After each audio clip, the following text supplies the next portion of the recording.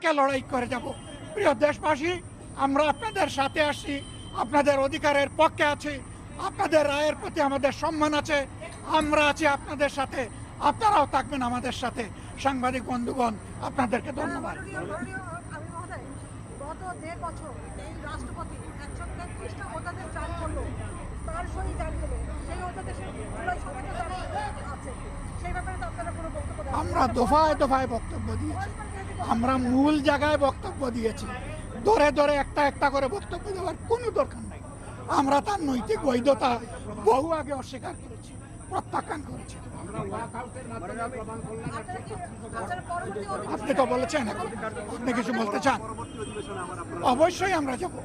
আমরা জনগণের পক্ষে কথা বলতে এখানে এসেছি, জনগণের অধিকারের জন্য লড়াই করতে এসেছি।